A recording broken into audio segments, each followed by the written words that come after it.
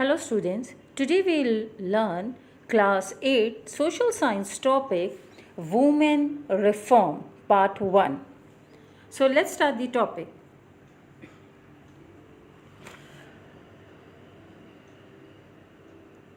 Gender is deep rooted in the Indian society. For centuries, women have remained subjugated in the male dominated Indian society. Their condition was very worst. Girls were married off at an early ages. After that, there were many practices which were inhuman. So let's learn about those practices and social evils and the reforms done by some social reformers. Sati practice, the most heinous social evil during the 19th century. In this custom, widows were immolated alive on their husband's funeral pyre. The Orthodox held the view that the act of self-immolation provided the victim's dead husband a spiritual salvation. The other belief was that the woman who committed sati was revered as a pure soul, a goddess. Women's reform for sati practices. Raja Ram Mohan Roy started the Brahmo Samaj in 1828.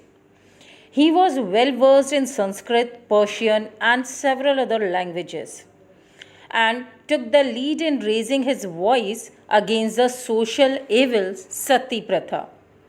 Ram Mohan Roy proved that the practice of sati was neither human nor sanctioned by ancient text. He also led his campaign against sati through his journal Sambada Kaumudi. After that, in the presence of Lord William Bentinck, Governor General of India, the movement against sati was at top, and in 1829 the British government passed a proclamation banning the practice of sati. Widowhood. Their condition was very pathetic.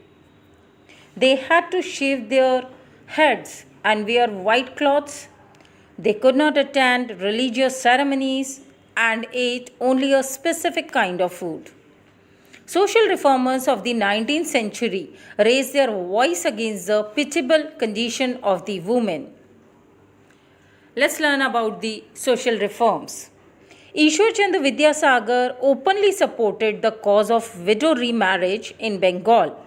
He thoroughly studied the Vedas and proved that in the Shastras, widow remarriage was not prohibited. But Orthodox Hindus criticized Vidyasagar for this.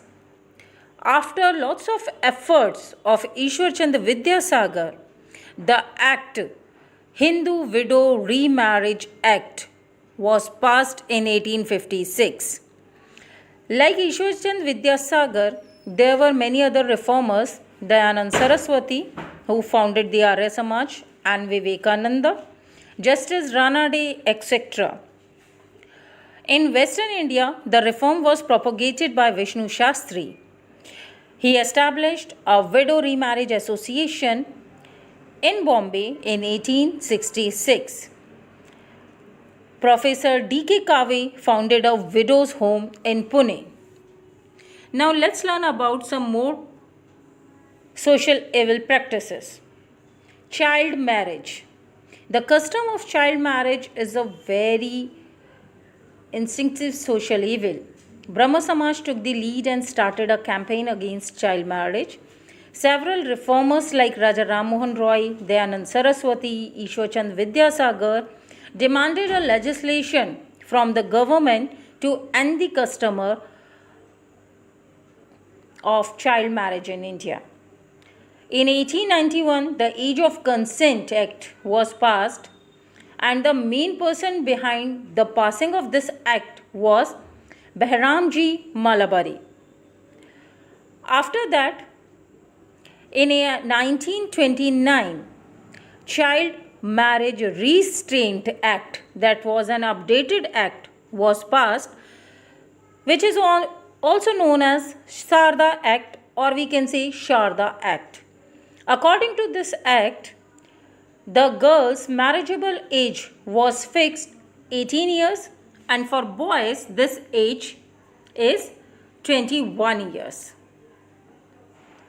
So with this we end up this PPT here.